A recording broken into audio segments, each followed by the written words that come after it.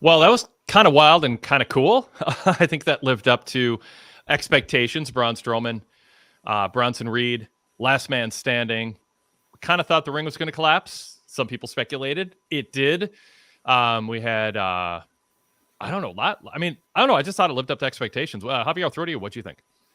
Yeah, I mean, I kind of wish they didn't do the breaking of the ring. What was it, like 2 weeks ago or last week? If they With were the doing now. turnbuckle spot, yeah. Yeah, but the broken that's what it was. It was the broken turnbuckle. Yeah. But yeah, I kind of would have expected. That was the only reason I didn't think it was going to happen because they kind of already did a similar gimmick. But yeah, I mean, I kind of wish that they had done one of those no commercial things or limited commercial. Because Yeah. I thought it would have been much more. It would have been like for me like a 4-star match because I love that kind of every now and then one of those just like as Biggie says big meaty men slapping meat matches, and this was definitely one of those.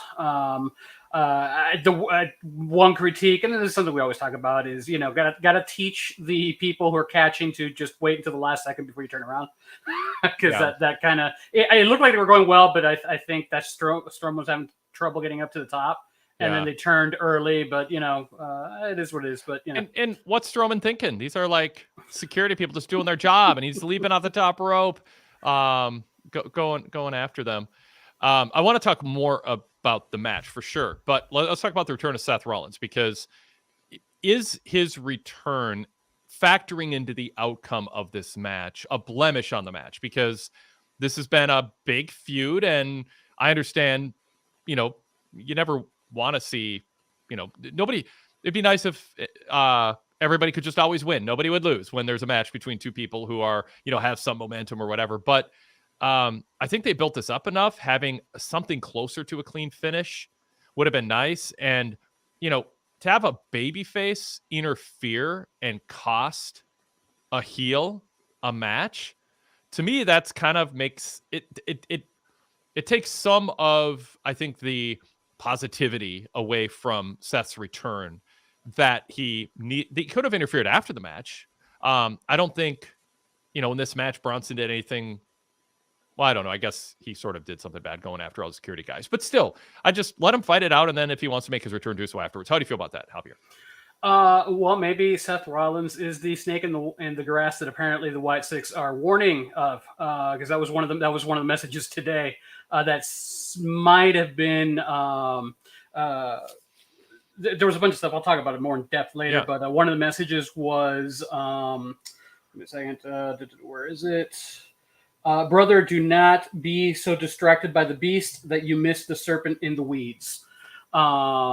So that might be in reference to that, because there was the QR code led to like a bunch of puzzles, and Morse codes and stuff like that. So it seemed like it was a really busy thing that was going on. One of them might have predicted them, because it was before the Miz match. Might have predicted the Miz the Miz heel turn in that. So you think that's a Miz? Yeah. Oh, never mind. I thought you said Seth, not Miz. Okay, gotcha. No, both. Because I think the Seth one might be because the brother one, because there were some references that it looks like might be referencing Braun Strowman. Since he used to be part of that group, and that could be, and and the only one that I would think Beast that would be related would be this match. So I think that might have been targeted at Strowman, and it says, it might not end up being Seth. I'll talk about it a little more, but I think it might end up being Karrion Kross overall.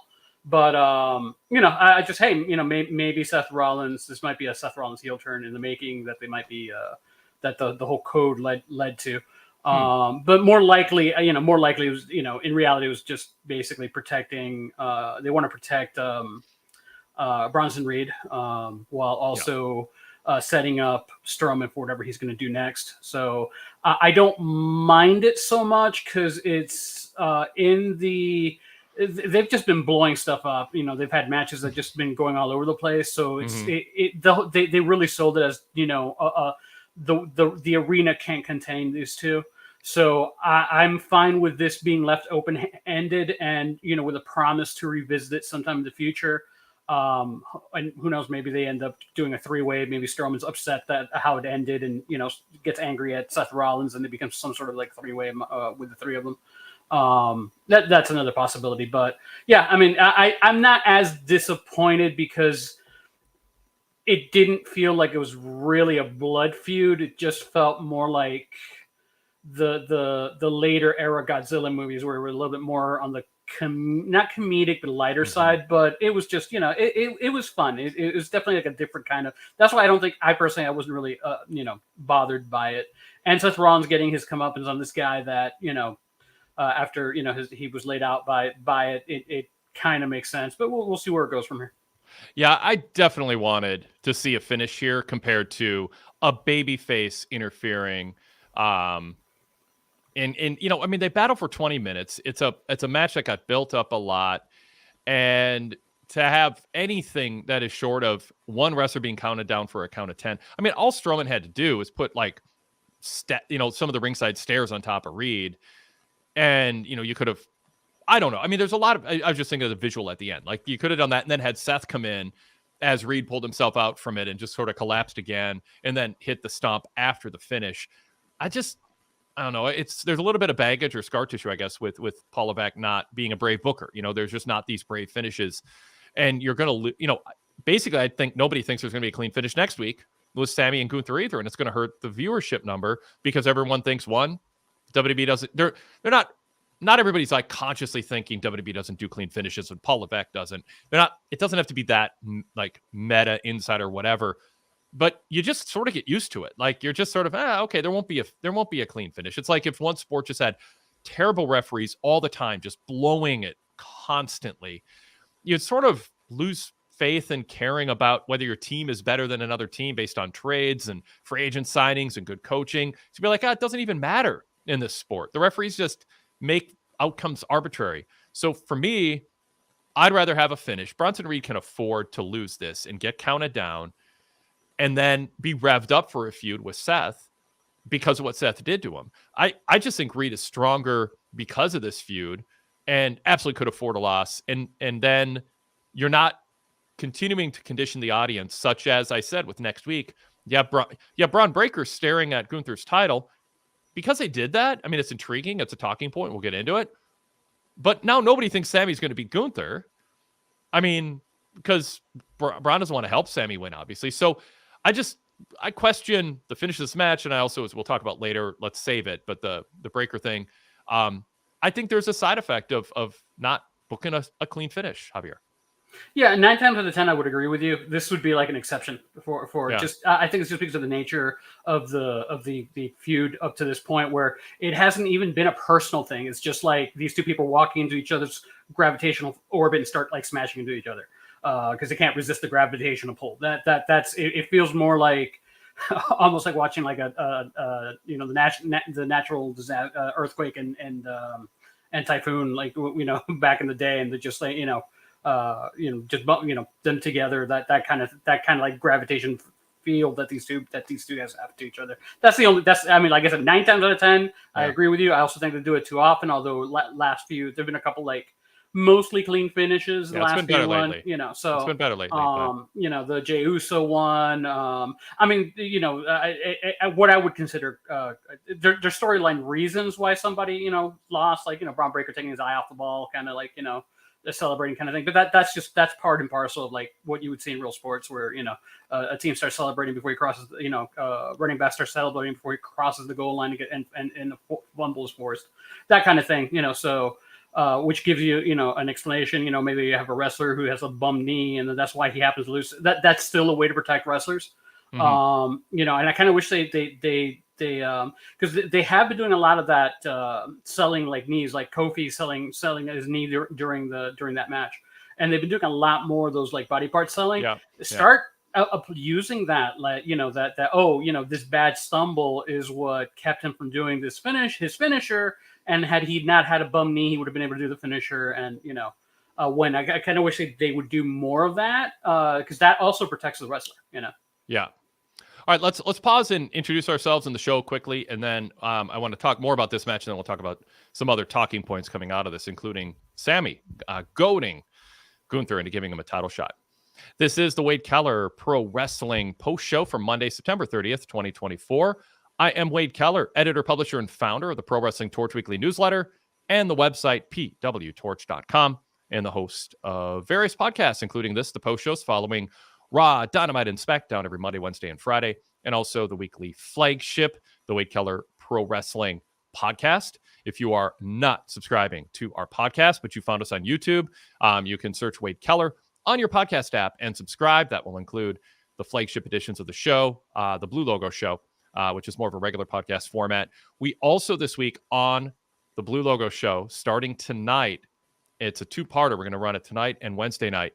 My nearly 2.5-hour interview with AEW's Tony Khan from 5 years ago this week on the day before AEW Dynamite's debut. So if you didn't hear that originally, or like me, because I heard it originally because I was part of it, you want to go back and re-listen to it to see what has Tony done that he said he was going to do. What has he done differently? It's fascinating. The real in-depth interview. I think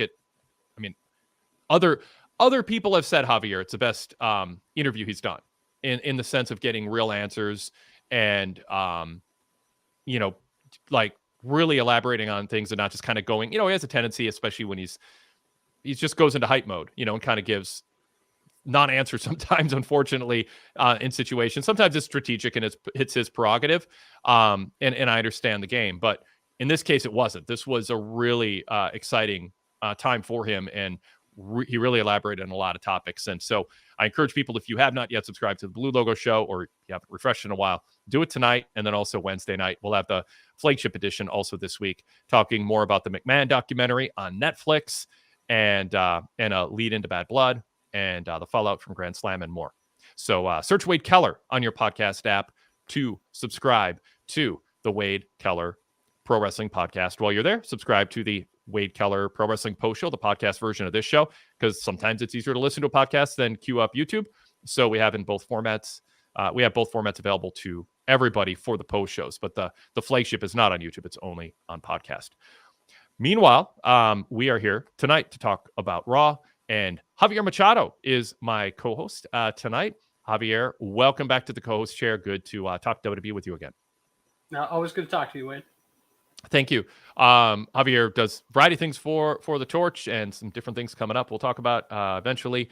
But he is also a regular voice here on the post shows and always great getting his analysis. I'm excited to hear more about the Wyatt Six and your thoughts on them since we last talked, because I feel like it started to feel like they were creatively abandoned, but the alternate theory carried some weight, which wasn't they've given up on them or aren't excited about them, but more they're biding their time to get past like Bad Blood to move on to something else.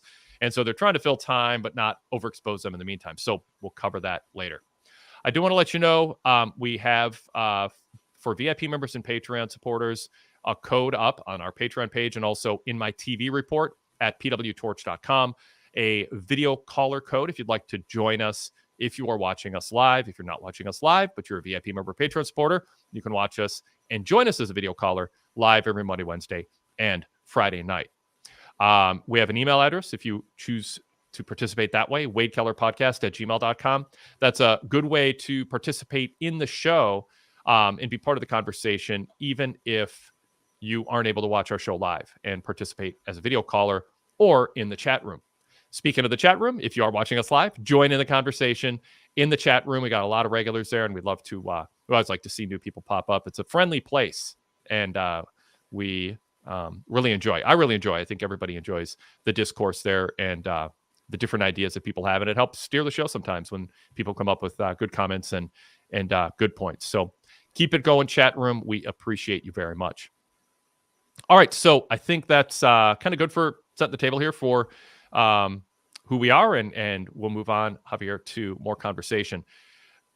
In the Reed Strowman match, or in the lead up to it, I thought they did, and I don't want to get the ring collapsed and Seth returned. I mean, that's the headlines. We covered that in Block A.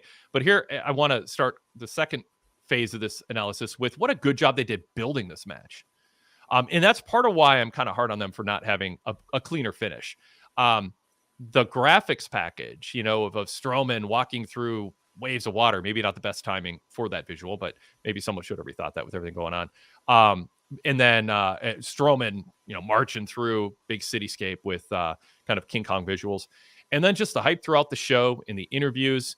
They and it wasn't just tonight. They built this up really well. It's been a feud. I mean, I think it would get some votes for feud of the year, like from some fans. I mean, I think some people are going to think this is my favorite feud. It's like, if you like this style of wrestling, and it has the element of a legacy star-ish Braun Strowman. He's not in that category yet, but he's been around a long time, been a main eventer, been part of big matches. You got Bronson Reed, who's impressing people, has a good track record before WWE, a little bit up and down since he arrived in WWE. This feud seems like his arrival. I think he has solidified himself because of how he's been booked and how he's performed as I don't want to overstate, I don't think he's going to be like a top tier centerpiece act, but I think he's going to be a significant high top of the second tier, bottom of the first tier type player who's very talented. But this feud, I think, has brought him to another level. So Javier, talk about the build for this match, part A, and part B, what you think this has done for both Reed, and I would argue it's rehabilitated Braun Strowman a little bit. Yeah, I mean, Reed will be the type of guy that you can use to challenge. He's a tool that is in your tool belt that you can use to mount a serious challenge against any challenger. Any champion. So if you have a baby face, he could, just because of his the fact that he's a monster, that's one of the bonuses of having, monsters, is that they're physical. They're physically threatening enough to make it a danger for any babyface that's facing them. So, so I could, so while he's not going to be I don't think he's going to be a perennial main eventer, he will every now and then get a title shot, and have a shot there. I thought that the build was definitely, starting from all the way back when he started, when he killed Seth Rollins. Because, I mean, that's pretty much when a lot of this happened, where he got tired of being, he basically woke up and he's like, well, I'm trying to, hell, even, let me go back. It's even further back because, he was still protected, even though he wasn't winning his matches. What was happening in his matches, he was always found himself in three-way matches, and he was not involved in the finishes for a lot of them, for Continental titles and stuff like that. Or for matches to, those three-ways matches that they like having to get like a spot in Money in the Bank or something like that. So he was always involved in those matches, not winning, but not losing either. It basically, he was kind of like treading water until he said, enough is enough. He killed Seth Rollins, took out, a bunch of other people. Was he? No, that was Braun Breaker's who took out Ricochet. But he just destroyed a bunch of people. And I think that was enough for people to take notice. And then you put him up against, Monster, and you have the Battle of the Kaiju and the big meaty men, or however you want to phrase it. And yeah, I think it was just fun, seeing, these big bodies hurtling through the air, smashing through things. It was just, it was just a fun. The build was fun. The getting to there was fun, even though some spots were contrived. That one big brawl that they had, where there were like three contrivances. I'm fine with one, but you had the ring breaking, the going through the wall, the fake wall, and what was the and the chucking a fan, using a fan as a weapon. Those were like three contrivances. Was like, hey, space them out a little bit. But it overall, I mean, I thought it was super fun. It was super fun. I was looking forward, I like Braun Strowman. He looks good out of this, and he could be one of the challengers for Gunther down the road, because I'm expecting to hold. He's going to hold that for a while, and I expect him. That would be an interesting matchup for Gunther if that does end up happening. And yeah, I mean, and I really hope that we circle back to this at some point. Was like a year or 2 years ago. There was supposed to be like a big meaty men battle royal for WrestleMania. That's right. Yeah. For WrestleMania. Yeah. And they had to cancel it because like three of them were injured. Yeah. And maybe that will end up getting that this year too, because that should be fun. Yes. So, Bronson Reed, 2 years from now, like what kind of journey has he had, and how much of where he is going to be because of what we saw in the last month or so with these two? Well, I mean, if this were, I hope they stick with long title runs. If they do have like every now and then you're gonna have a transitional champion, I can see maybe holding it for like a month to transition somebody else. So I could see him hold the title in that kind. The way that WWE is structured right now with the heels and baby faces, I don't see that necessarily happening. I'm really hoping that they stick to long title runs. But if you do a little bit more hot potatoing with it, I could see him holding it at some point. I don't see him like replacing necessarily Gunther unless people because you never know, because a lot of it is catching the tailwind at the right time, and who knows, maybe this people start seeing him in a different way, and because he got pretty over in the indies as Jonah, so he has so maybe if things work out really well, I could see him get like a explode kind of like LA Knight did, that kind of thing, where I think that if the setting was different when LA Knight got the fans behind him, and you didn't have the strong champions that you had, and you were like more in a weaker, the championship picture was in a weaker place, I could have totally have seen LA Knight capture the title at some point during that run. It's just that you couldn't take it. You're not going to take that off Roman. You're not going to take that off Cody. I wouldn't take it off Gunther. That's kind of the way I see it. So. All right, let's throw a couple chats on the screen here. I'll read them. 27 Newsman says, main event was great. Not sure why the referee just abandoned the match when the second barricade was broken. I think the ref did it because they were trying to sell the idea that fans were hurt. Because normally everyone just does a spot at the timekeeper's area where there's a timekeeper or no one. And in this case, I assume they had a couple plants there, relatives of whatever. And the barricade knocked a couple of them over, and then other fans were kind of nearby looking concerned. But they wanted to make it feel like, oh no, something really bad might have happened. Maybe someone, got unintentionally hurt. I'm not sure you want to play that game too much. The price of front row tickets might go down, might go up too, lawsuits. I don't know. Some people with pre-hire lawyers and try to be in the exact spot where this spot could happen again and claim injury. But anyway, so I think the referee wanted to sell the idea that something happened bigger than this match. I need to check to make sure everybody's okay. Obviously, a bunch of other people ran down too. Was that a contrivance? Did it take away from the match that the ref took his eye off things? I mean, I'm not defending it as much as just saying I think that was a rationale to answer the question. But was that something you would have tried to steer them away from, or was it not so bad or even decent, so it worked for building up Reed's frustration? It's also why Reed could have lost clean, because, I mean, Bronson Reed had a win, if not for the ref being gone. So just let Strowman get a damn win and then have Seth return. So I'll emphasize a point again, but go ahead, Javier, with the main question from Newsman. Yeah, that was my big bugaboo with the match. I hate it when the referee does stuff like that. Had the security and producers not come out, because I think Jordan was with them, had they not have come out, and Pierce, okay, the referee were the only official there. Okay, I could buy it. Mm-hmm. But once everybody came out and there were 40 people there plus security, because there were all the people who were going to catch Strowman when he jumped. At that point, the amount of time the referee was just not doing his job. And like if I were to go like kayfabe with it, I would say that Pierce was not doing his job, because Pierce was there, and the moment he got there, he should have told the referee, okay, we got this. Go follow the match.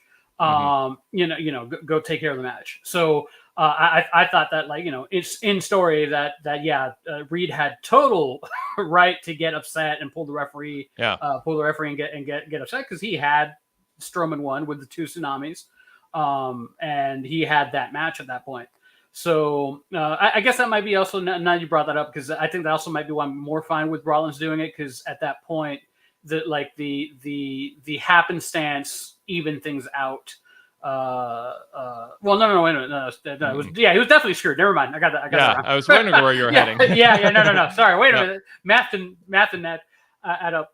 One of those puzzles was math, so my brain is fried. he was royally screwed. So I think he really does have a gripe to play.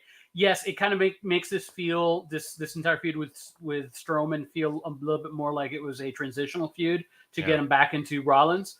But it did whet my appetite to make me want to see Strowman and Reed again in WrestleMania. Maybe we revisit that WrestleMania and give it like that level of spotlight, that match in the WrestleMania card. In which case, I would be fine with that. We got, for it being a Raw show, we got what we would get in a main event, not main event, in a PLE or something.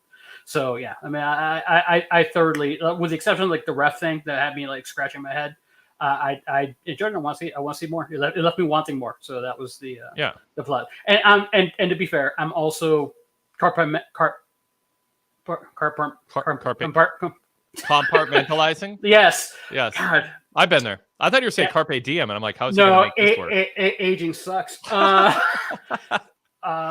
yeah, this away from all the other screwy finishes they've had previously. So I know that when they do it a lot and they it stops being okay, it works for the story, and it starts being they're just trying to protect everybody. Yeah. All right, so next, Standard Deviation says, shouldn't the 10 count have been reset after Seth performed his finisher on the downed opponent? Rules committee, Javier, when somebody, I don't know if there's a rule for someone on the outside interfering. If Strowman had done that, of course it should be reset. If it's Seth, is there a technicality there? Is that a precedent? Is that an official rule? Yeah, I guess since there are no rules, I guess they've held people down with pallet jacks before. They've had my personal favorite was they couldn't uncuff Roman Reigns for the 10 count during that one match they had with and they had to really they were really panicking there because Roman Reigns was about to lose his title to Kevin Owens. But yeah, it was I could see them have to restart, and it wouldn't have hurt the match. So yeah. Standard Deviation, thanks for the kind words. You said otherwise in the chat. Appreciate that.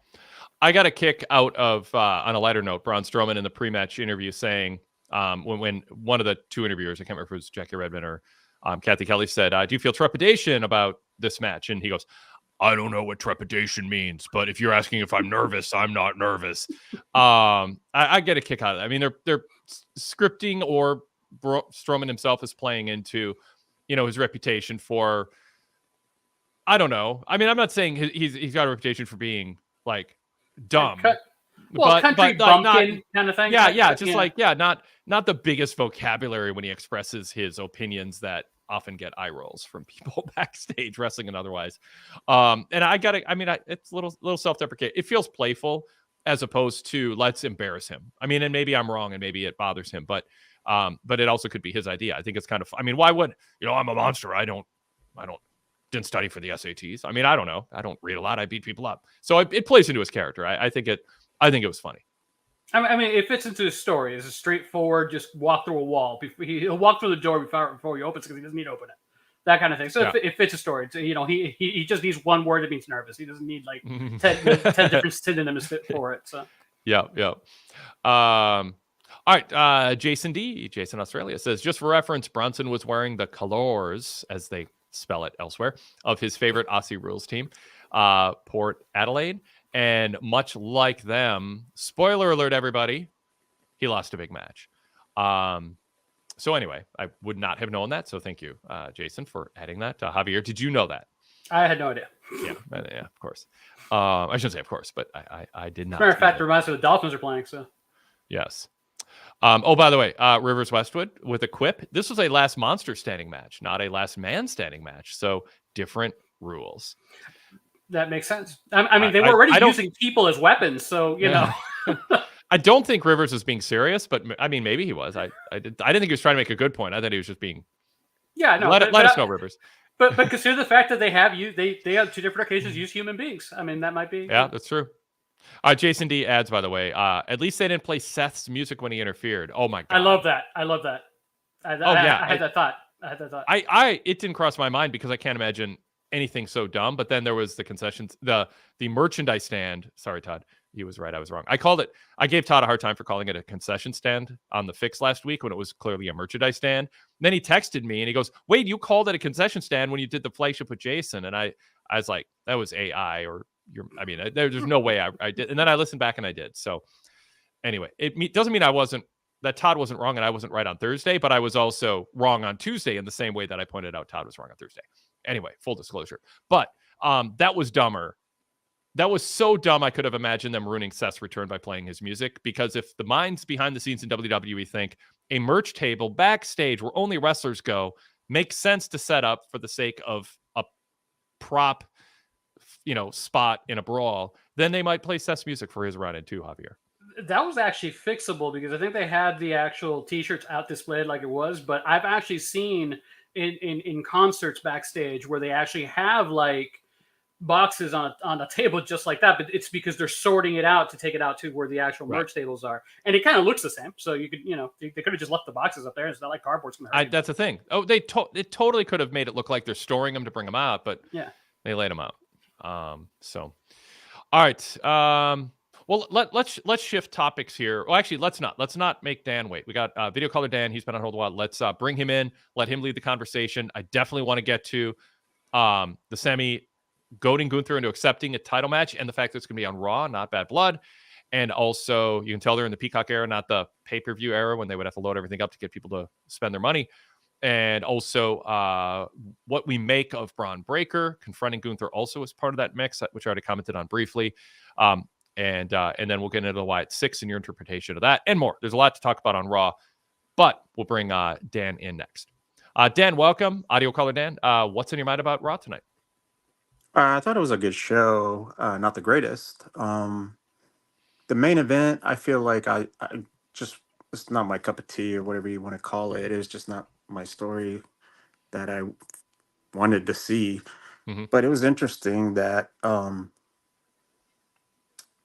do you call it? They used the fake fans or whatever to, injure in the front row. The other thing I wanted to talk about was Judgment Day. They're clearly just ruling over the fact that they got more people. Mm-hmm. So, like, it's sort of like David versus Goliath type of deal going on, Bad Blood. Yeah, so Priest made it. Well, I shouldn't say Priest made his return. Priest was not announced and just, surprised the Judgment Day in the ring. And then ended up getting overwhelmed and beat down. Javier, what you think of what we saw with Judgment Day on the show overall and how the Priest thing was handled? And I mean, it makes sense for, the heels don't have anyone who's the stature of Priest. So for him to get a bunch of offense in, but then eventually be overwhelmed, made sense. It felt kind of just formulaic and in the most logical of ways.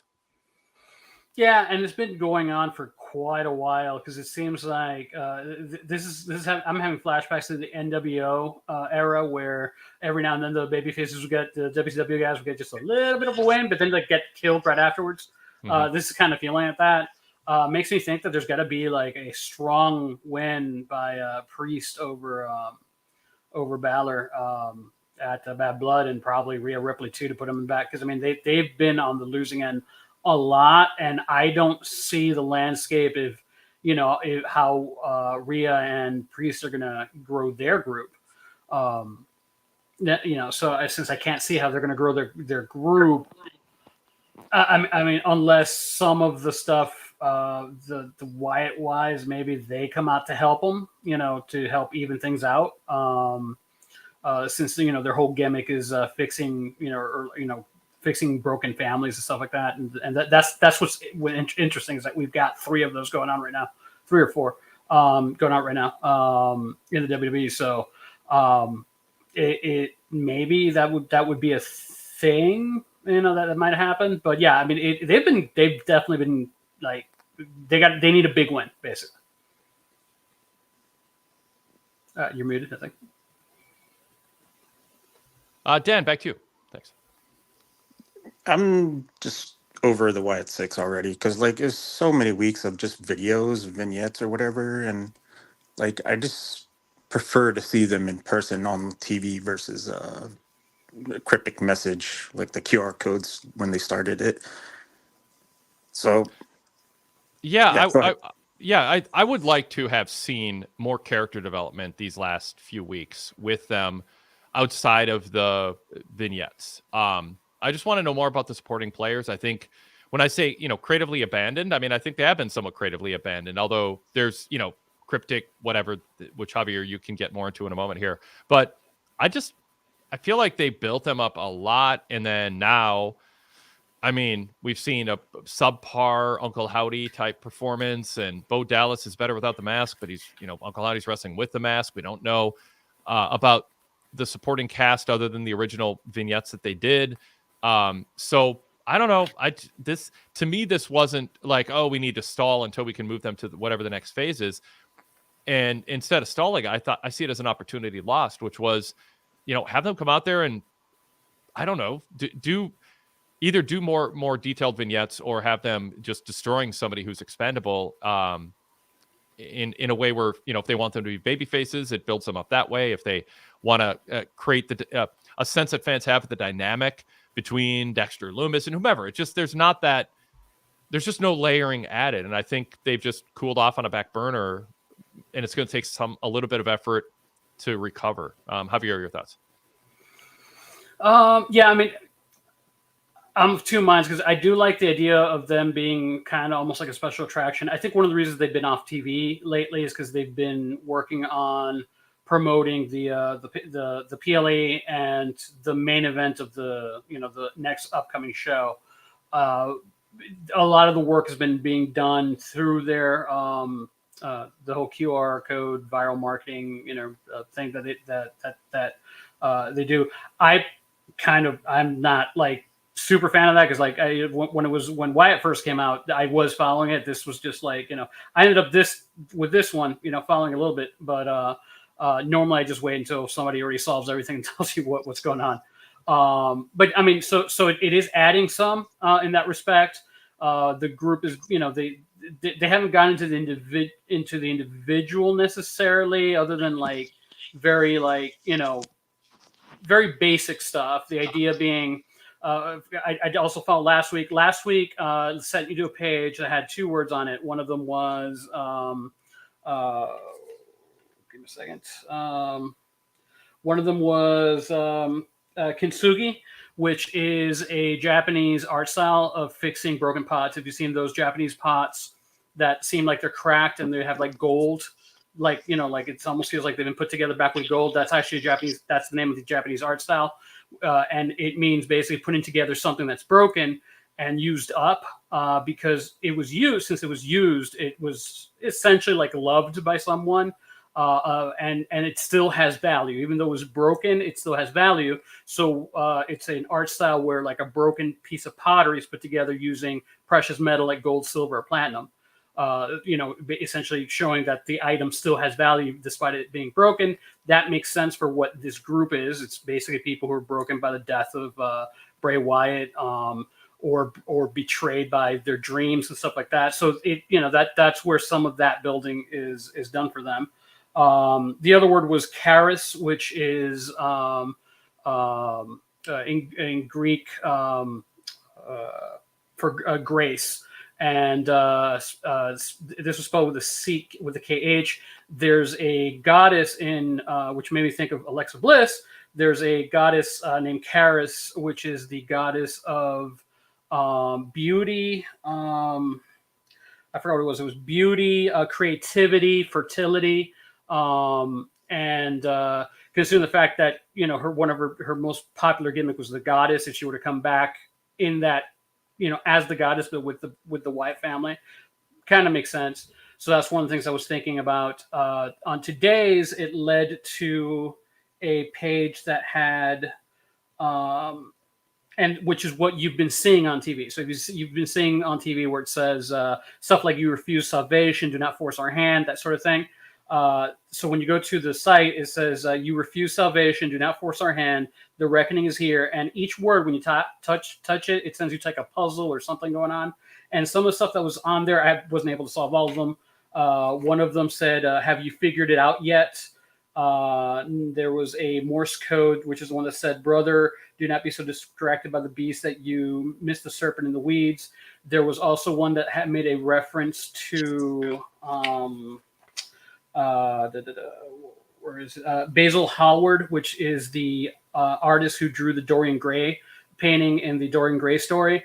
And that the Dorian Gray character was what Damian Priest's, the Colonel Damian Priest's character was, particularly in NXT, the guy who was like, when he was doing the whole, live life and stuff like that, he was basically pulling from the character Dorian Gray.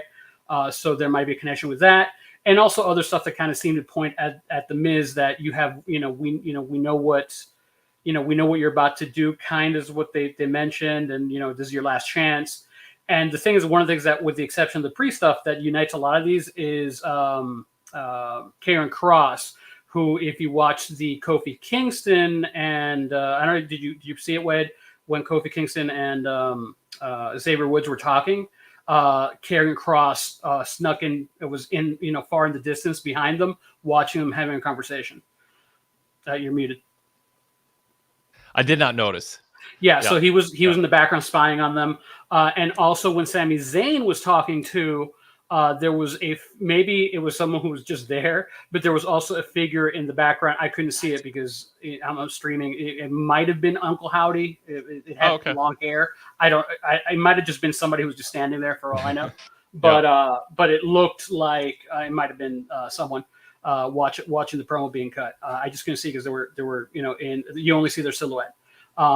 But yeah, I mean, it seems like there's something in the works and something's planned, and we'll see where this goes.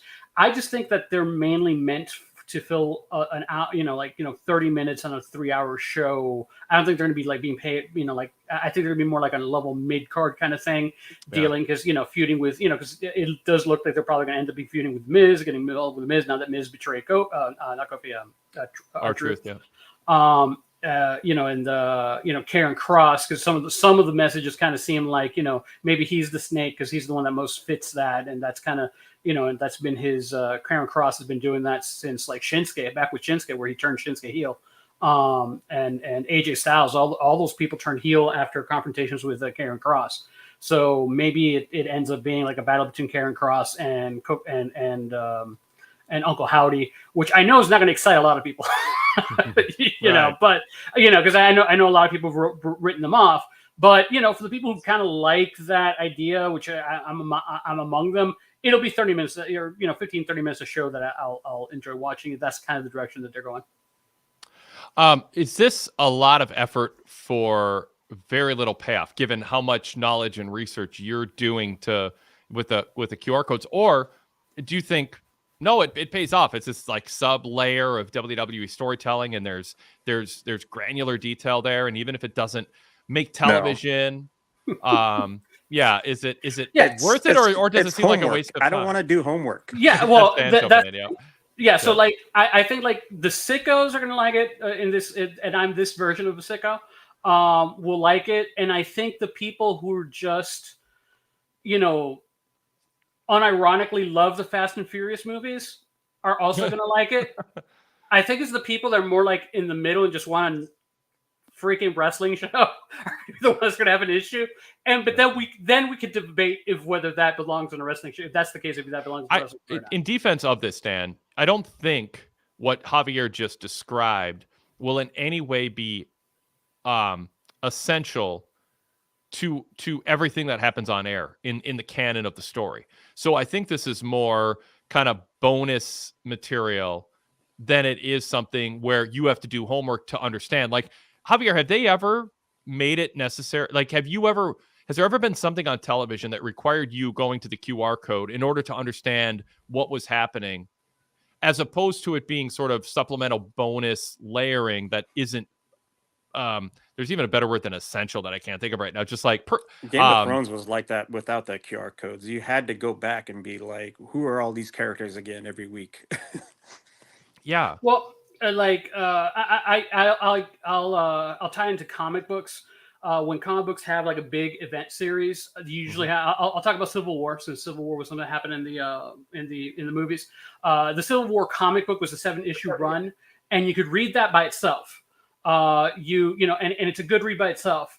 But then there's like the stuff that led into it that you might want to read, that more, it gives you a bigger idea of like why stuff is going on. And at the same time, you also have like Spider-Man had their tie-ins, which would be Spider-Man Civil War, and it's like what Spider-Man was doing there. So you get more while he's in the main comic. You'll have stuff like hey, Spider-Man, I need you to go pick this up, and then like later in the comic he would show up with the thing. But then if you would actually follow his own comic, you would actually see the adventure that he went on. So that's kind of how this, so that's how I would say that what you're seeing on TV, you're seeing enough is they're basically saying, we know you're doing something wrong, because that's what's showing up before they show the QR. We know you're doing something wrong. We've warned you. It's not too late to turn back. We just don't know who it is yet. And then you'll probably find out, let's say it's Miz, that we know Miz, we know that you're thinking turning on our truth. It's not too late to turn back. Now next week Miz comes, starts talking about like why he did what he did, and then the lights go out and out come that. You don't need to have followed all that other stuff. Right. It's just that the people who do are either are ahead, and then when and you get that dopamine rush when like if you're right, you're like, oh, or if you went down a path that's wrong, you're like, oh, I see where I made a mistake. That kind of thing. That's just bonus for people, but I don't think you need it. Now again, is the overall story worth it? Well, I mean, all you really need to know about the White Six is that these are broken people, and they don't take it lightly when you throw away family. And if you look at the theme of WWE right now, you have a broken bloodline, which with Roman's family, scattered to the winds, while like you have another bloodline that's facing them. You have the Judgment Day that broke up. You had the starting with it started with the Alpha Academy breaking up. Now it looks like you have the New Day breaking up. You have the Mysterios breaking. Again, more family that are odds. It's almost been the theme of WWE for a while. It's been family at odds. And what seems to be one of the people that's been the center of all this is Karrion Kross. So, yeah, he might be interesting, but hey, maybe he's like a mastermind. Whether he'll work on that role, I don't know. But, it's just, it's a lot extra stuff for people willing to put into it. Ultimately, like, just, this is, these two guys are like, he's screwing around with people and we want to stop him. That's pretty much like what the main event is. Dan, you want to comment on that or change topics if you want to? I'll change topics. Yep. Kind of burned out on White Six. The other topic I wanted to bring up was, so I watch on the UK feed because USA always like muting the crowd or whatever. They had a promo of some sort with like a round symbol with like 3 things inside of the middle. I don't know if that was like a UK thing or WWE thing. No, that is the War Raiders coming back, I think. Okay, that makes sense. I've already know, yeah. The Viking Raiders, the whatever, maybe they'll be rebranded. Yeah, they've had so many names. Yes. War Machine. I think they should just be whatever the original thing was in NXT. Like Vince McMahon always trying to change the names is annoying. They were War Machine, but that's probably trademarked because that's a Marvel character. Then I think they changed them to War Raiders. Then Vince didn't like wars. They called them Viking Experience. And everybody said that was really stupid. So they settled on Viking Raiders. But they kept Viking Experience as their finisher. Yeah. Yeah, that's fine, I guess.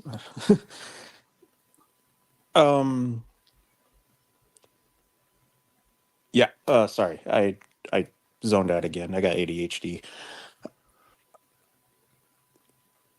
All right, that's pretty much it. I think Alexa Bliss might be coming back. She had some stuff on Instagram that she was like, loosely saying she might be coming back, I guess. I don't know. What do you guys think about that? Okay. Well, I think that because that was last week's promo. I think that because the keep forgetting the name of the thing. The Karis and the the Karis and the Kintsugi. I think Karis might refer to her. Like I said, goddess. She just had a baby too, so goddess of fertility.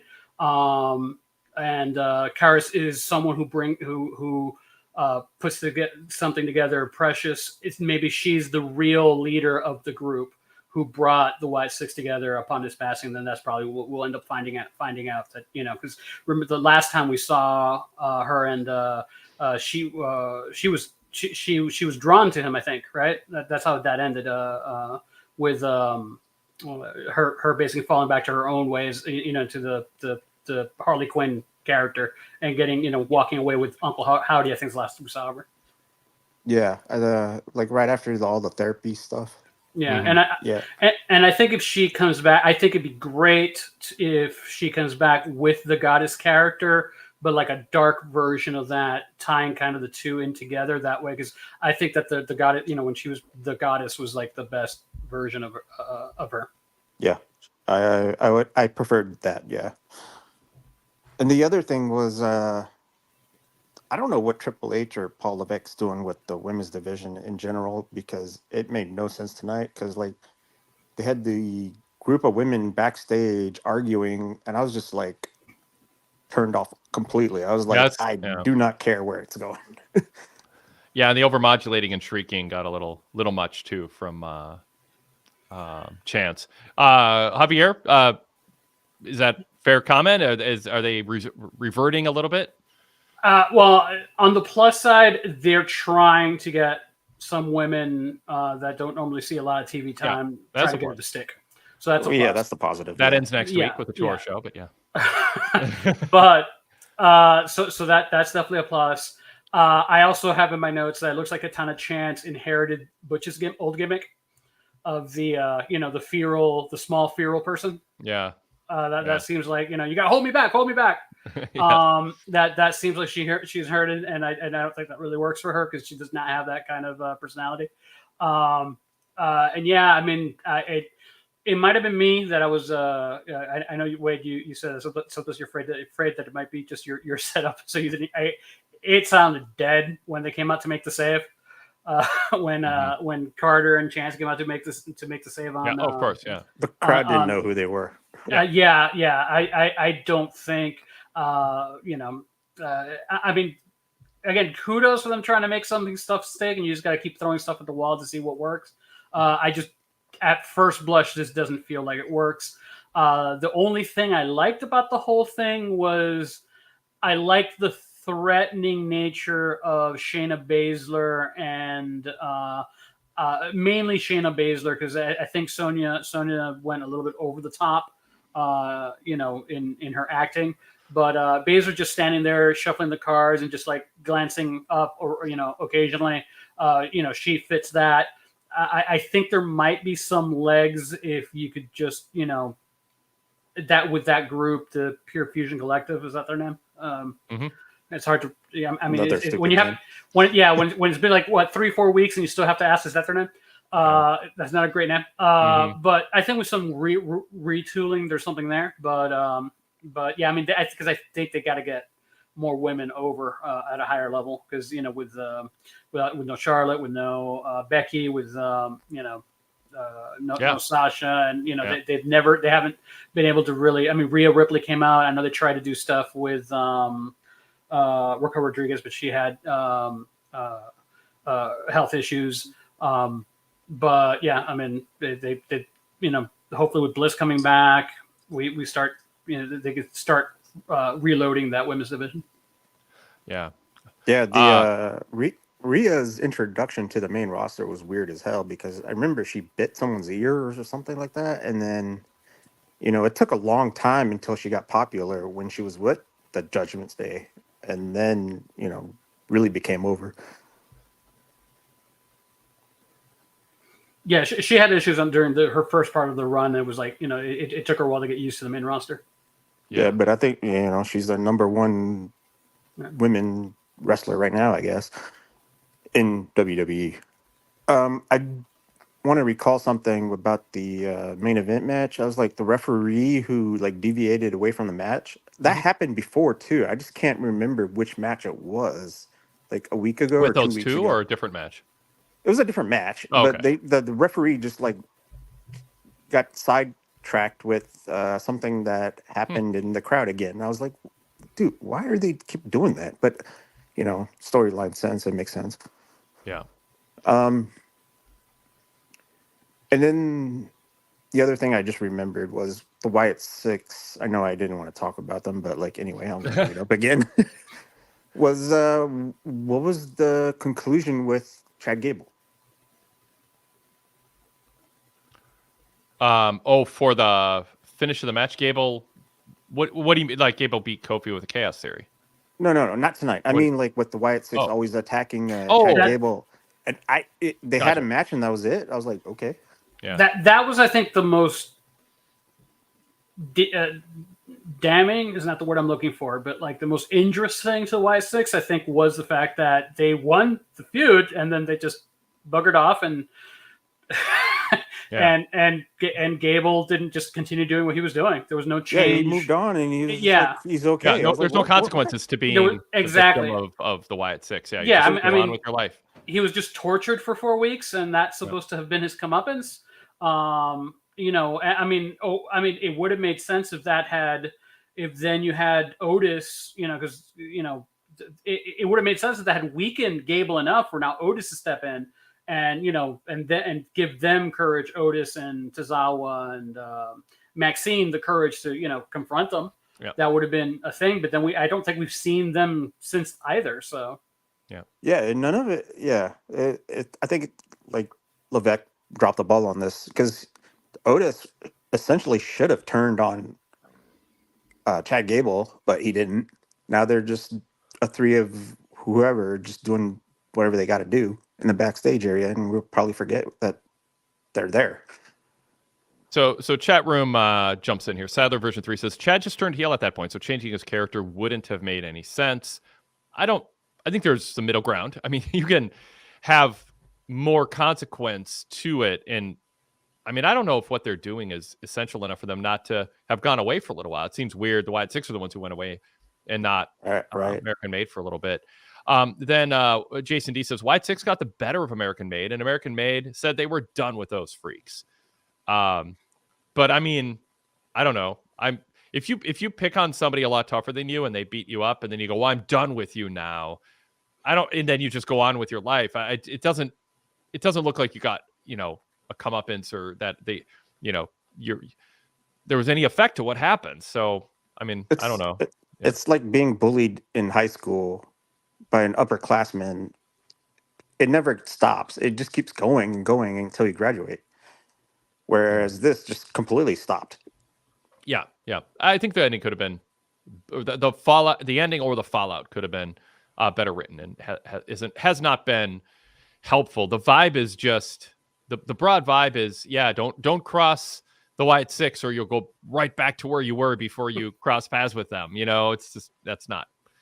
Which was why it was Bray Wyatt was doing, because Bray Wyatt changed every single wrestler that he faced. Exactly. Yep. That's some of the kind of, I think, what people were expecting overtly or at least just kind of wait. I feel like something more should happen when you cross paths with this type of group. Standard deviation in the chat says, I don't know if Paul Levesque dropped the ball in the Wyatt family or if the concept is fundamentally flawed in the world of pro wrestling. Javier? It depends on how you're presenting the wrestling, because one of my favorite stories of the last decade, and I'm going to be the only one on this hill, is the Rosemary story that was going on TNA. That was a storyline between Rosemary and Taya Valkyrie, which is like essentially a love story between the two of them. Mm-hmm. That included the late Kevin Sullivan as the devil. They finally revealed that he was actually the real devil, which was fitting, I think. And involved like a whole bunch of like spooky stuff, and it involved that wrestler house stuff, and went through comedy, and went through serious stuff, and went through drama. And if you were following the day to day of TNA, and because TNA kind of lives in its own bubble where WWE exists in the real world for the most part. TNA kind of felt. Well, I'm calling it TNA again, not Impact. TNA felt like kind of like Lucha Underground, where it's kind of more of a TV show about a wrestling program as opposed to an actual, real life simulated sport. All right, Dan, appreciate your call. Yep. Thank you. Yeah, you bet. Take care. Bye. All right, let's jump to some emails here. Dom says, "Hi, Wade and Javier. CM Punk's promo tonight was intense, but honestly, it feels like WWE is milking his real life drama for cheap heat more than focusing on the actual feud with McIntyre. My question is WWE exploiting Punk's backstage controversies to mask a weak storyline? Are they banking on his personal baggage to stay relevant instead of building to a genuine rivalry? And could this backfire, leaving fans tired of the constant drama? Or does WWE know controversy sells no matter what? Curious for your take. Is this good storytelling or just lazy booking? Thanks, Dom."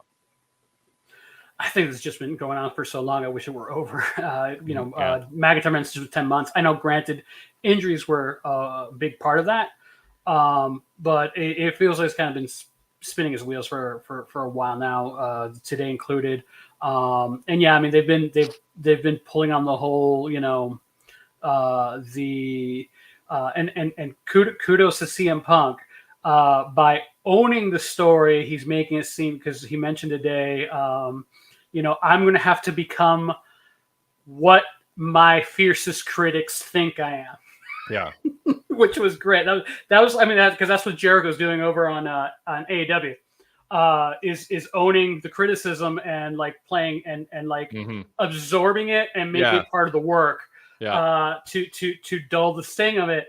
And that was so awesome that my computer crashed and missed whatever happened after that. After he said that, so I missed the rest of that segment. But yeah, I do think that it's just they're just treading old ground, and yeah, I mean, and it just feels like the CM Punk story is meta story is the story that would never end. I think recently Darby Allin spoke about how the CM Punk incident with him was the best thing that happened to Jack Perry, because Jack Perry had lost himself and now he has a character after that. So that CM Punk made Jack Perry. Now it's what it's like Bret Hart made Mr. McMahon, the heel character. I mean, you can turn some good can come out of bad situations, but there's plenty of other examples of that over the years. Yeah, and I mean, I think they're ultimately making the best out of a bad situation because of the injury issues. I think this should have been. This would have probably just been over back on WrestleMania. And I don't know if you saw it because your computer crashed, but Punk said that he spent the last month away from his wife and dog because he doesn't want his wife to see this version of him. Does anybody believe that? And also, if we do believe it, like, I mean, in terms of Punk's character, I don't care if he's really away from his wife or not to try to sell this, or there's something else going on. I mean, who cares? From a pure canon storyline standpoint, does anyone buy Punk as staying at a hotel for the last month? Like, I mean, after all, I don't know. I mean, I guess the Drew's promo last week said, your family doesn't want you here, your wife doesn't want you, and my family, warned me against this. They're kind of playing it up that they're so wrapped up in each other in this feud that they can't even be around their family. So I guess my question is, does that enhance the storyline here, or does it seem a little over the top and corny? My first reaction was over the top and corny. Like, I can't even go home, I'm so mad. I'm like, really? But there is something, because they played their family into it, that maybe Punk's wife doesn't want this version of Punk around, and it does sell the idea that this Hell in a Cell is going to be something that he brings everything to, because he's just been locked in a chamber, bouncing off walls of a hotel room, waiting for this chance to get locked in a cage with Drew. See, the way you phrased it is the better way. That would have been the better way to have set that up. Is that my wife doesn't want me around in the state of rage I'm in. Yeah. Instead of saying that I am in such state of rage that I locked myself up because you made me do this. I'm like, no, you decided to do that because you can't control your rage. Yeah. So that's a different thing.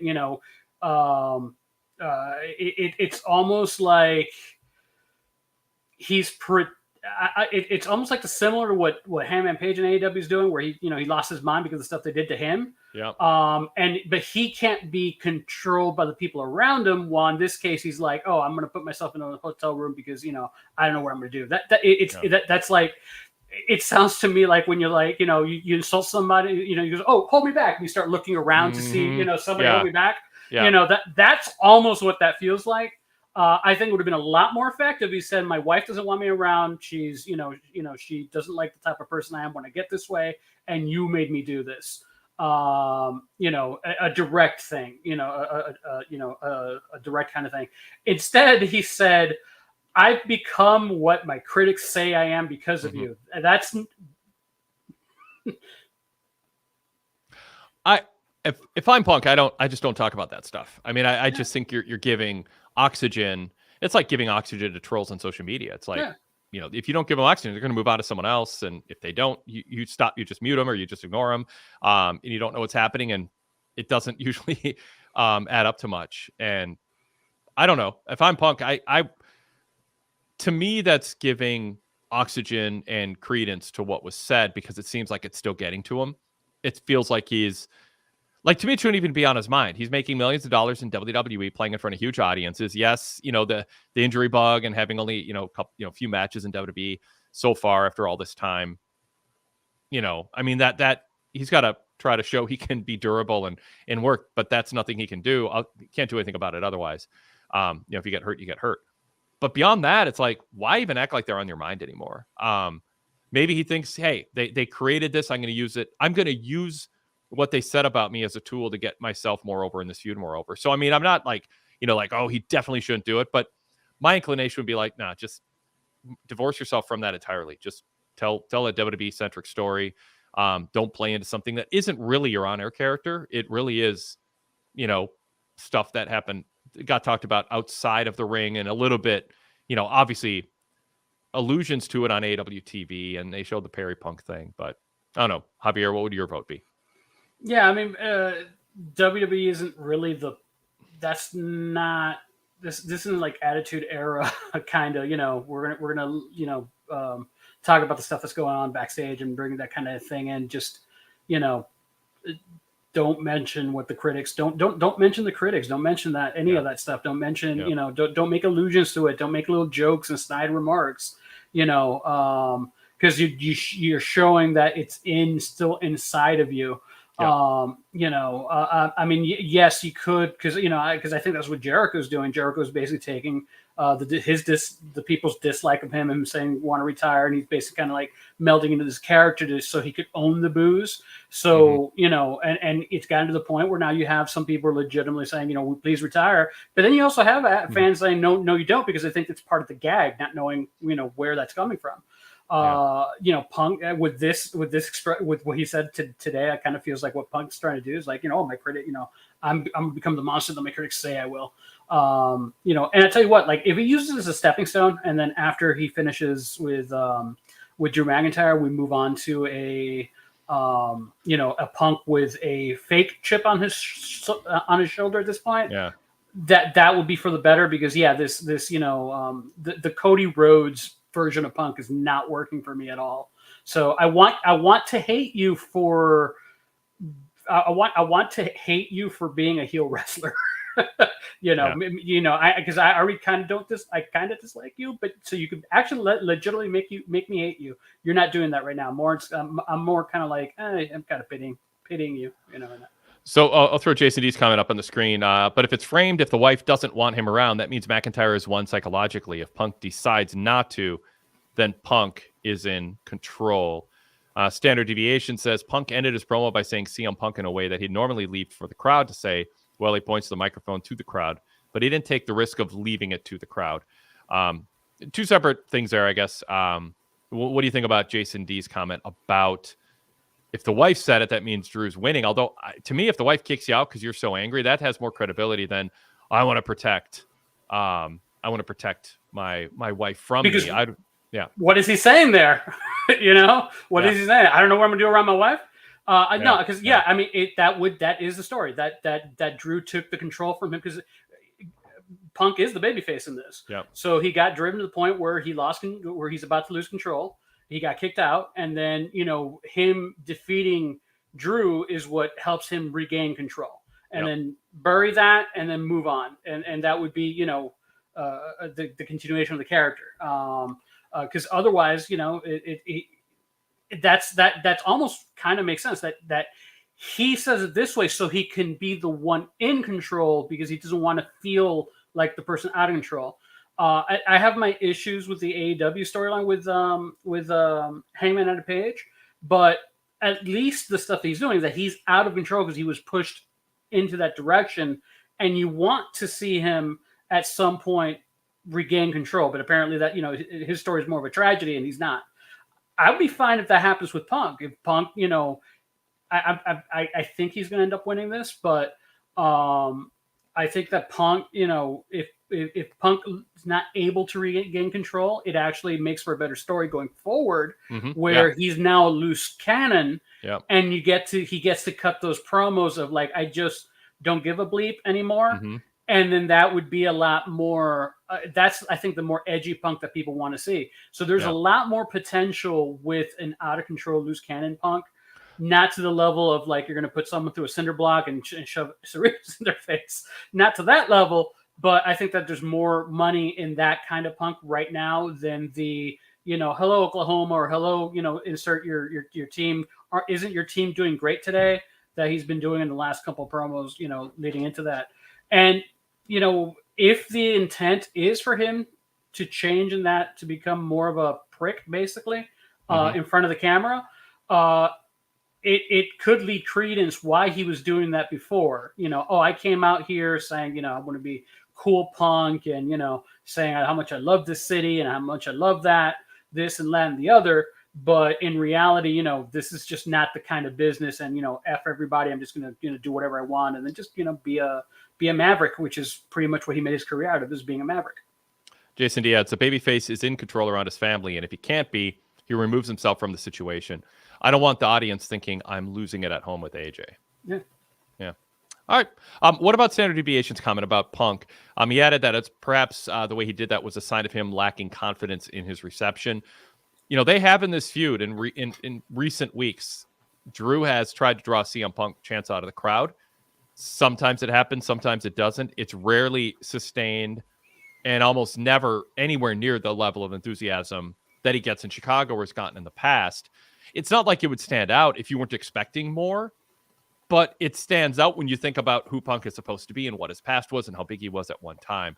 How does it come across to you? Do you think Punk's brand is hurt? Do you think he's showing any signs of insecurity or just sort of being cognizant of the fact that he doesn't have these fans in every city in the palm of his hand who are just going to chant CM Punk like fiercely and drown out Drew? I mean, that's not happening.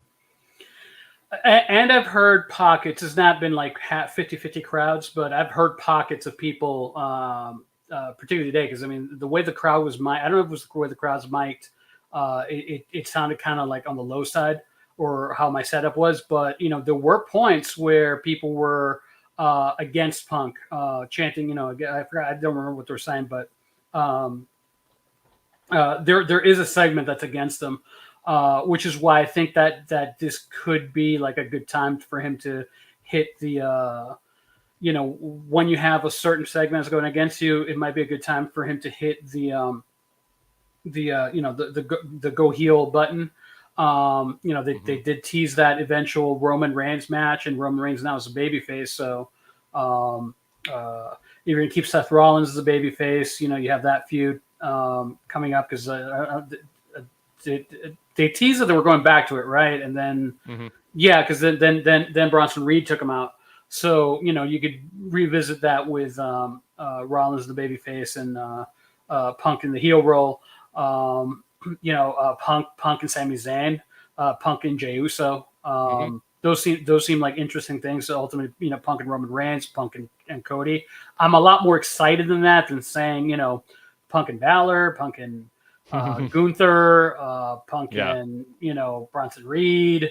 I think Punk is much. I was kind of toying with the idea, but I really sold myself. I really think he needs to be turning heel sooner rather than later. They have less to lose, but you don't want him to be ice cold when he turns either. Yeah. Okay, let's go. I think we definitely covered Dom's. Is WWE exploiting Punk's backstage controversies to mask a weak storyline? Do you believe that's a factor here? I want to be sure we cover that aspect of Dom's question.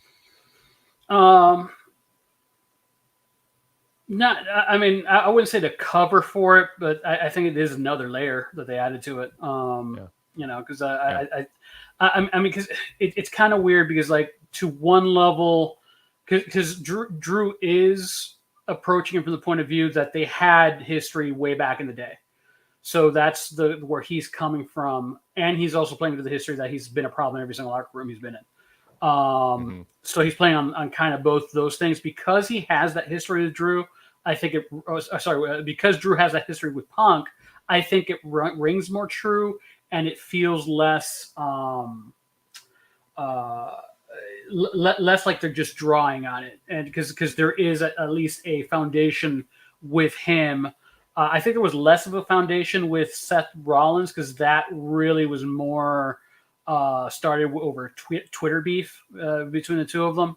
While the Drew, I don't know how they were back when Drew was the chosen one, and back in that era, I don't know what their relationship was. It might be true that they're that Drew really does hate him, for all I know. But but they are playing on that idea because that's the idea that they portrayed, that's the idea they planted. So that's why I don't think it's that much. It's just like an extra layering of icing that we know what also happened. So I think that's why it's a little bit more. Yes, they're doing it, but in this case, I don't think it's necessarily a bad thing for the most part. Couple chat room comments, and we'll get back to mailbag here. Jason D says, haha, everyone is desperate for CM Punk to be a miserable prick again. Poor guy can't be happy. That's on you, Javier. Then Sadler version 3 says, storyline is far from weak. Maybe you can say it's stale, but it's not weak. I think that's fair. Stale. Yeah. And then Dan says, a positive is we really don't have a definitive answer on who wins with Punk and Drew. And that is good. I don't think it has to be. I don't think it's a given either way, Javier. I mean, you'll be writing the preview for PWTorch.com this week. Do you know what your prediction is going to be? Yeah. Fanciful prediction. I think Punk wins because I think they're going to want to move Punk into something else higher up.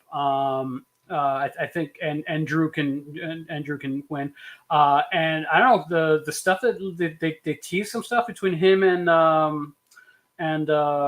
Wade, and Wade the other day took a bump, so maybe they might do like a something between the two of them. Yeah. Yep.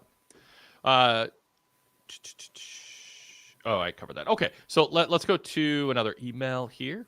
Go to Azan, who says, are you guys invested in the LWO as a whole? They lose most of their matches, and not all. And Rey and Dominic's story has pretty much run its course. Over the past 2 years, Rey Mysterio's value as an active Hall of Famer has declined, while Dragon Lee hasn't shown any upward movement in WWE's main roster in the past year.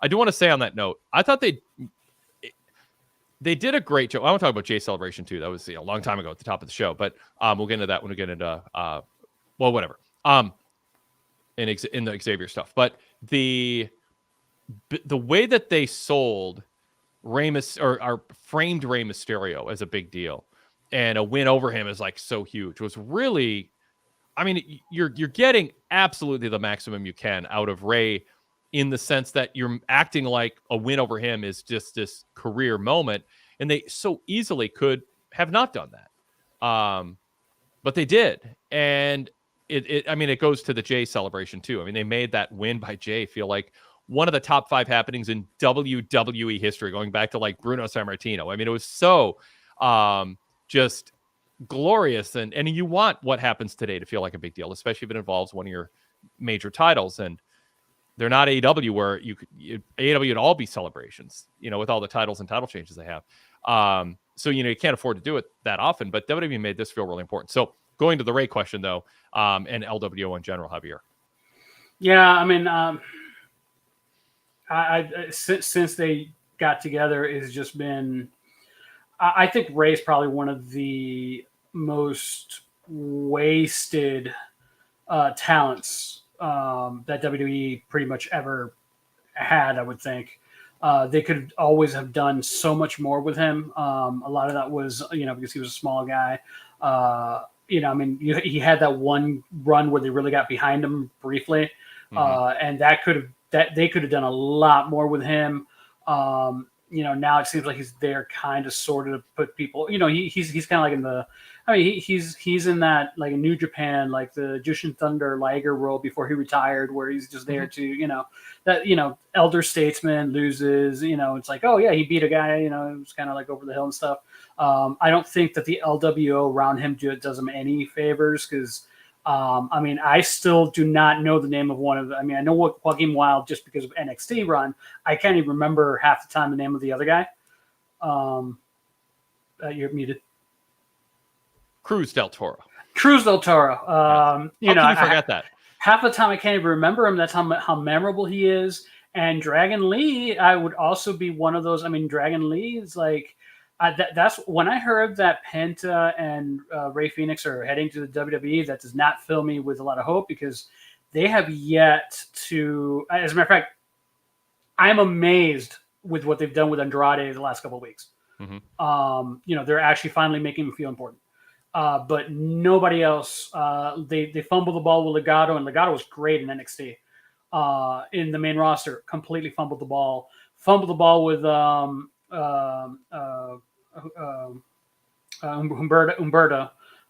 Carrillo. They fumbled the ball with him. They fumbled with his cousin. Garza. All these were characters that I could have been much higher expectations.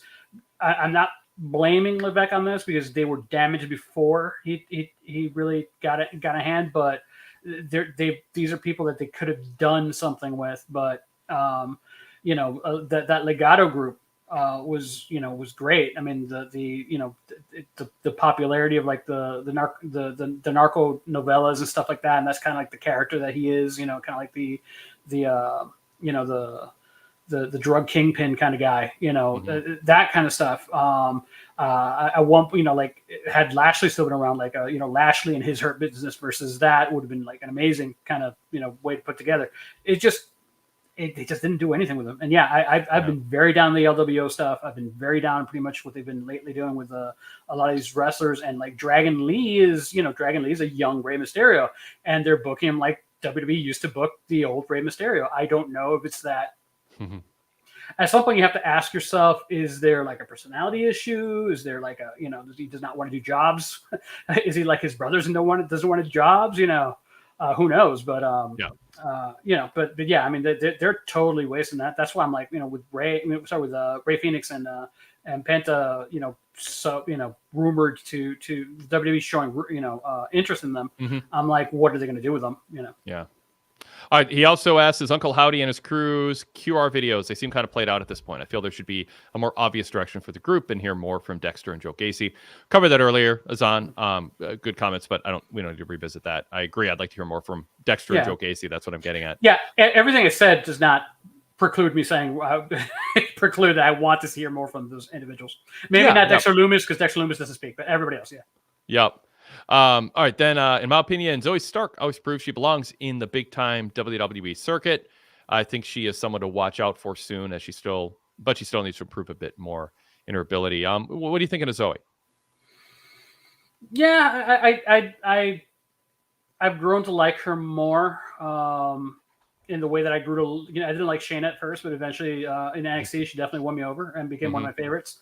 And Shayna still has that, occasionally shines through, the Shayna of old. And Zoe Stark has a little bit of that, because I didn't know what to make of her first, but she's really showing, like, some toughness. And I think they could do something with those two. I'm not enamored with them putting Sonya Deville with them, because the two of them, Shayna and Zoe Stark, I could buy as real, like, MMA fighters, while Sonya seems too polished, too much WWE material. I'll jump in. I thought I was going to say it earlier and I didn't, but I think Sonya being the spokesperson while Baszler is, shuffling cards and looking menacing, and having Sonya go, she doesn't bite unless I, tell her to. I think they took a step towards having Sonya be, man, I'm trying to think, like almost Kevin Sullivan in the Dungeon of Doom faction. Like I can wrestle, but it's mostly my monsters who are going to come get you. And I think they might be going that direction. It's probably a better, more contemporary example that I was fishing for. But yeah. I mean that's the thing. Like, as the manager, the thing is, there also seems to be that they're putting her as she's the toughest of the group, and that's what I don't buy, because she seems too WWE polished style. Yeah, for me. So that's my issue. That, like, if she were just a spokesman, I mean, similar to what they're doing with Dakota Kai with Damage Control. She's the one who loses all the time, but she's also their spokesperson because she's the one who speaks language. Mm-hmm. That sort of thing. When I saw them put, I at first was excited when I saw her grouped to the team, because she was, also kind of like she was like these two seem like they could be MMA fighters, while Sonya Deville feels like is like WWE telling us that she's an MMA fighter. Mm-hmm. So, and then that's the thing. So, like, if she had them as their two attack dogs and they were the threat, sort of how like Dakota Kai is the one, and it's Kairi Sane and Io Shirai who are the threats. I think that works out better, but that's not what they did. They did, like, that Sonya's the real threat and these are her backup. I think that's a bad, like, combination, which is why I was saying that I think they have something there if they kind of like, rejiggered the whole their dynamic, basically. Because I mean, she spent all that time also as a general manager, so, like, I know, yeah. Having that, she has that also going. But that's kind of what makes it work for me. She seems like an executive type who's the one, making sure there's a gym that they can go to, so they don't have to worry about it, and making sure they can get in, and arranging their rides, and saying, "Go train, I'll take care of the money," whatever. I mean, it's just, there's a little Paul Ellering managing the Road Warrior or JJ Dillon managing the Horseman vibe that they can lean into more. And that might differentiate them, so they don't seem like this kind of threesome with some odd backstory and kind of a slightly different tinge to their characters that you're pointing out. Yeah, I mean, you're talking about bigger people, but like I from MLW, the De La Renta, I forgot her first name, kind of same thing, where she's a woman who's like the manager and like like really cruel and stuff like that. I think she was like one of the better people in that. I don't know what she's been doing lately, but yeah, I mean, I think she has that. I do not buy her as like being tougher than Shayna Baszler or Zoe Stark. Yeah, and I just don't think they're trying to make us think she is. Like, that's a part that I just premise-wise don't see. I just think she's the smart one who's in control, but I don't think they're trying to protect her or sell her as tougher. Well, the first couple things when this feud they've been doing with stuff, she's been the final boss that they've had, because they wrestled Zoe Stark first, and then they had to go through Zoe Stark and Shayna Baszler before they got to her. So I mean, it's not too late to change, but maybe this week is a sign of change then in that respect. Yeah. Okay. Are you over the moon with the idea of a return of the Viking Raiders or War Raiders, or what do they call them? I feel Ivar proved himself better as a singles than in a team with Eric. Yeah, with Viking Raiders returning, I mean, they could use tag teams, but I mean, I feel like they've been defined down a bit, and kind of like AOP, it's just hard to get that edge back if you're a killer monster tag team. We saw that with the Ascension. If you ever aren't a killer monster tag team, it just takes away the whole gimmick, and I feel a lot of that gimmick is gone from them. But maybe, though, I don't know. This feels like it's going to just be another tweak repackaging of them that they'll get excited about for 2 weeks, and then they'll be the same team, and it won't be a big deal. I'd be more excited if they actually had a tag team division. Yeah. They've teased the idea of having a tag team division for quite a while now. Akam and Razor were great in NXT, threatening tag team. They're just like bodies now. I think if you had the idea to actually build a thriving tag team division, if you brought them in and ran them through the story of that you did Bronson Reed, where they just kill a tag team and then kill another tag team and then fight Akam and Razor in another big man match monster thing, I think you could rehabilitate them if they wrestle more like they wrestled in the Indies, not the way they're wrestling in the WWE, which is basically doing cartwheels.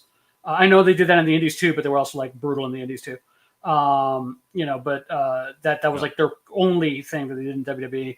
If they could bring back, if they come back as War Machine, not using the name, but I mean that style that they were, instead of like the more goofy thing, drop the we're real Vikings thing that they did the second go around. Because they're the first go around they were like a comedy group saying that we were only kind of like Vikings, but then when they came in with Sarah Logan, I think was her name. Yeah. When they came back with her and they had the antler stuff and they're like, we're real Vikings, that I just do what they were doing in the Indies. And then I think that, you could do something, but what's the point when you don't have tag teams? Going back to the last topic, briefly, Dan in the chat says Shayna's underrated. She's being held back. Shayna's underrated and is being held back. Sonya has been relegated to a manager role.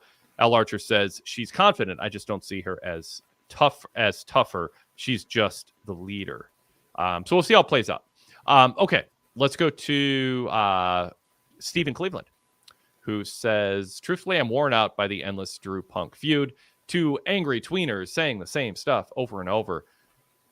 I thought they ended strong. I thought they I thought last week was the last couple weeks have been spinning their wheels a little bit, but at least this week kind of called back to it. The family aspect of it was part of Punk's promo. And having them meet in the cage. I liked Adam Pearce saying, there's something I want to be known for as GM. It's protecting my main events and special attractions. It has, I like when we get a sense of a side character having personal goals that dictate how he performs in his role. And it also made the Hell in a Cell feel important because he's saying, I really want to protect this and, fill in the ring with security. He cares a lot about security until they get beat up, and then no one ever gets punished for it. If I'm security guys, I'd like to raise my hand in the middle of a meeting and going, if they beat us up, are you going to fine them or suspend them or just reward them with another special attraction main event? But anyway, your thoughts on that. Javier, put your hand up to the camera and pull it away. It might recalibrate your focus because your focus just like 5 minutes ago, yeah, that's better. Yeah, there we are. Look at that. We can see it's not just a blur anymore. Okay, cool. We should have done that like an hour ago. This is like the best you've looked. But go ahead. Your thoughts on Drew Punk. Yeah, I mean, I'm waiting. I'm just like with everybody else, ready to go on. I mean, stale was the best word for it. And again, not necessarily a fault of anybody in the people involved. Is just what happened. You mentioned Pierce. I do like what you mentioned about Pierce, and I also like one of the things I really like is how Pierce feels very different from Nick Aldis over on SmackDown. Yeah, which is a nice thing. So Pierce feels like someone who's like about to lose control, while Nick Aldis feels like someone who's never out of control. Yeah. So I mean, I missed it, but my brother described it. It was during it was like a fracas in the ring, and Nick Aldis just walked in, and people fighting all around him. He just walked in, and okay, guys, we're gonna do this time. Yes. But that it fits both characters. So, but yeah, I mean, I'm pleased, and I'm really hoping that we could finally see, because I'm waiting to see Drew do something else. I'm waiting for CM Punk to do something else. Steve also says eventually Sammy will get a shot against Gunther, and then the best pro wrestler on the roster will put him out of his rematch misery, hopefully decisively and brutally, maybe even including a post-match annihilation. Want to hear the roof blow off the building? Let some NXT call-ups make the save. Trick Williams, or even better, Alba Femi. So this is you can comment on that if you want specifically, but it's a lead into the discussion about why they put Sammy Gunther on Raw and not the PLE. And I think we got our there could be a variety of reasons, but having Braun Breaker step up and Gunther's title, all this buildup, and they have this good segment with Sammy and Gunther. Sammy goads Gunther into proving he's not scared and putting the belt on the line. And then they just immediately change the focus to Sammy is now being upstaged by Braun Breaker coming out and eyeing the belt. I don't think they see Sammy Gunther as a pay-per-view main event, but they don't want the world title not being in the main event spot with Hell in a Cell. They think Hell in a Cell is strong enough and everything else they have on the show. And maybe the finish isn't going to be great, which worries me. And that's why they don't want it on the PLE too. Javier, what's your take on that? The angle or the final segment they did to establish the match, and then the fact that it's on Raw. And I'll add, WWE strategically does want to save big matches for SmackDown and Raw because they make a lot of money from TV, and they're not loading up their PLEs these days. And it's a pretty strong, it's a strong enough lineup that I think they have rationalized they can get away with not putting it on there, even without Cody. Well, I mean, one thing I'm liking is that independent of title, I should say. Go ahead. Yeah, one of the things I have been liking is the fact that main events like we had today, the main events that you've built up over the last couple of weeks, instead of like because like I'm fine every now and then where like a fight happens at the beginning of the match. It's like, okay, this is our new main event.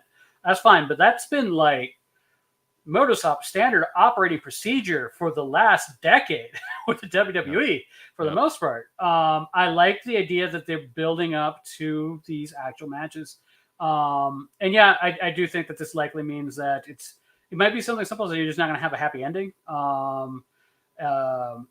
The Braun Breaker thing surprised me because I was not super happy over the Jey Uso beating him because I'm like, because I thought you have the opportunity to I would like put all the rockets on Breaker and see where he stops. And then, but so he had that first loss that I thought was basically needless to Sami Zayn. I know they worked in the story that he's kind of like being goofing off because he's overconfident. Did the same thing. That's how he lost to Jey Uso. That he was overconfident, and that's why he one of the main reasons he lost. But then him confronting Gunther says and they said you might be seeing me sooner than you think. That's a lot sooner than I thought. And the fact that he did not spear Jey Uso, I was expecting Jey Uso to be walking down the back and him getting speared at some point, because that's what he did to Sami Zayn. And the fact that that he didn't do it, I'm wondering if this means that they're pivoting Braun Breaker to more babyface kind of role, since he showed Jey respect. Going against Gunther seems kind of early because I thought that like if I were to book like long term, I would say like in a year from now, then build a Breaker for Breaker to take it from Gunther. After Gunther having a bunch of stuff. So it's interesting. I mean, I am interested in how things are going to work out. I don't want to talk too much about it because we're going to know in 7 days what that was all about, if anything, right away. And it might be planting a seed for later, and they're not going to do anything on it with Sammy Gunther next Monday, or it's going to be integral in what happens with Sammy Gunther. And I mean, it's just kind of a guess at this point. In the chat, Standard Deviation said Gunther's the reason I watch Raw. He's fantastic. And L. Larcher says, showcase Gunther on TV. People need to see him when he's going full speed. That's one of the arguments Jason Paul made about MJF a lot, is you got to get him on TV more so people can see how good he is in the ring, not just a guy who talks and antagonizing and agitates people. So, and then Sadler version 3 says, I'm glad they don't have 2 world title matches on Bad Blood, especially since Gunther definitely won't lose. Save that for the big PLEs. Plus, it makes next week's Raw feel bigger. I think if they want to pop a rating to show 2 hours is better than 3, this would be a strategy. I mean, it feels like they want to send a message. Maybe they don't want to send a message and it's going to backfire. You could look at it either way, that because the 2-hour Raw should do well next week when you have Sammy Gunther as your featured match, whether they open or close the show with it. It's going to help do that. That's I just looked. That's not going to have a finish because Crown Jewel's November 2nd, I think. There you go. Yep. Hopefully they don't do Braun Breaker and Gunther at Crown Jewel. No, I meant Sami Zayn and Gunther. Yeah. Standard Deviation says Gunther secretly flying his family overseas for WrestleMania without using them to make himself look good. Makes him a great family man. Okay, I want to wrap up in just a couple of minutes, so let's rapid fire through the last couple things here. It's pretty obvious Kofi versus Woods will be a PLE matchup sooner than later, though I'd love to see them at WrestleMania 41. Javier, quickly, what do you think of the latest twist in Javier and Kofi, and how they've been playing it and playing off of each other? Well, I mean, I don't have anything to do with the feud. You said Javier, not Xavier. What's that? You said Javier and Kofi. Oh, funny. Xavier. Oops. Yeah.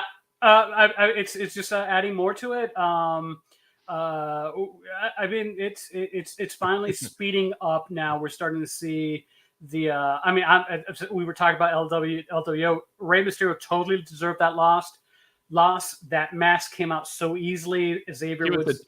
He was adjusting as he hit the ropes, and I don't know if the storyline is he was adjusting it because it was already coming off, and that's what we're supposed to think, or if he just did a terrible job hiding the fact that he was lifting it over his chin so it would fall off. But it was awkward. Yeah, I'm going to give him the bit of the doubt. Say he was, it's coming off. I'm trying to fix it, but I couldn't, and that's when it came off. I'm going to give him that benefit of the doubt. But yeah, I mean, he totally deserved that. And then Kofi trying to cheat, Xavier trying to cheat on Kofi's behalf, and then end up costing Kofi the match. Yeah, I mean it's interesting, and you still have Karrion Kross sneaking, glancing at in their direction every now and then, happy with his handiwork as Woods seems to be going to the dark side. I do think that eventually is going to end up being Big E who shows up and slaps some sense into them. So and we'll see, because I don't think it's going to be a long term. He might have a stint as a heel, Xavier Woods will, but do you remember when their anniversary is? Because I think by then this is going to be resolved. I think in November, but I'm not sure on that. Yeah. All right. Up next, let's see here. Steve says, if Rhea doesn't recapture the women's strap, and I don't think she will this weekend, can WWE Creative please consider Jade Bianca against Rhea and Raquel, assuming Raquel Rodriguez is healthy? And lastly, those Vikings. Wow. Yes. Well, first half was wow. Second half was EU. But anyway, lessons learned. Javier, yeah, they're not going to team Rhea Ripley in a tag situation. She's just too red hot. Yeah, I mean, and it's funny because she's red hot, and doesn't really feel like she's part of the women's division. I know, yeah. It kind of feels like the whole Liv Morgan thing is happening like in its own little universe. Yeah, I mean, it seemed at some point they were actually the direction that the two of them were going was to be an ultimate. That Raquel Rodriguez was supposed to be the ultimate antagonist protagonist, with Rhea Ripley being the antagonist ultimately.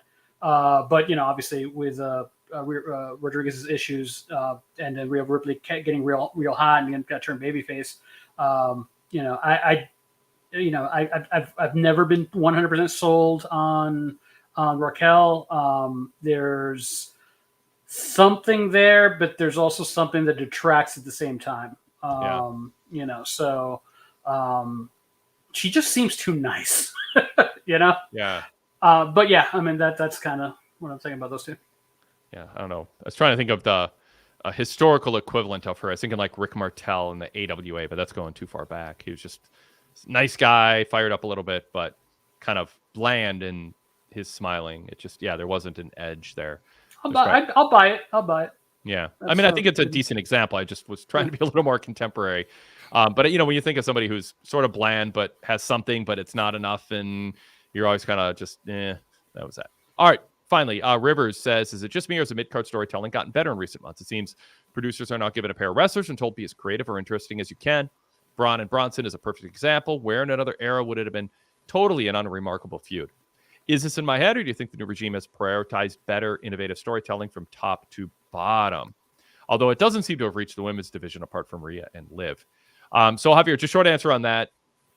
Yeah, of course. I mean, I don't think Rivers has to worry about it being in his head. Of course, they are absolutely putting more time into it. Somebody in the chat earlier said, though, how do you cut this Raw down to 2 hours? What that we're enjoying is there not going to be time for anymore? Al Archer brought that up. So, I mean, I'm a little concerned about it. I'm not encouraging Raw to go to 3 hours, but some things are going to get cut, and they're going to have to be, I think some storylines that get attention every week just will skip a week, which is fine. Yeah. Some storylines you just need to, do a little trail, like 5-second stinger, and say, hey, don't forget these guys are still involved in things. Yeah.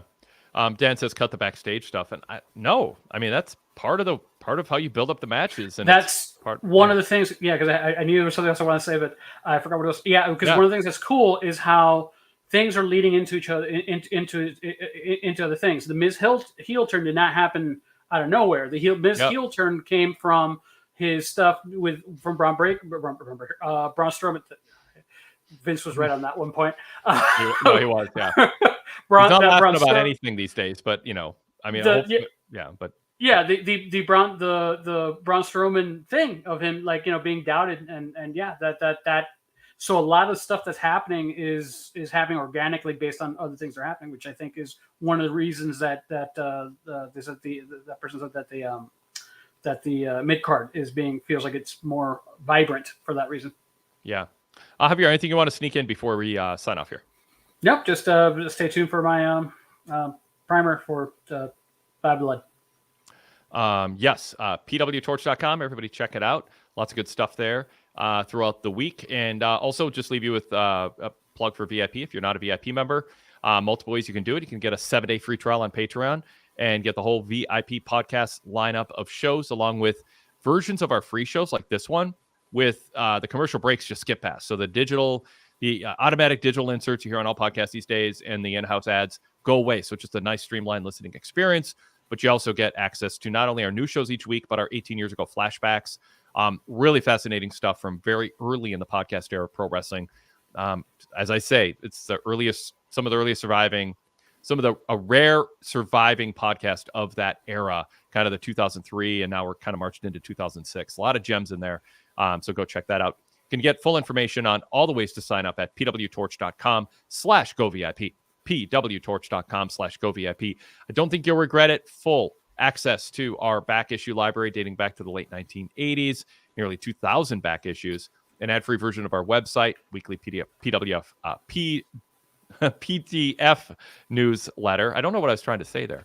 And so much more, and our whole library on demand. So check it out, pwtorch.com/govip, compatible with Apple Podcast account, our credit card, debit card, PayPal, or Patreon, which then through Patreon gets you access if you use Spotify. So check it out, pwtorch.com/govip. Javier, thanks so much. We will talk to you again soon, I'm sure. Thanks, Wade. Have a good night. You bet. You too.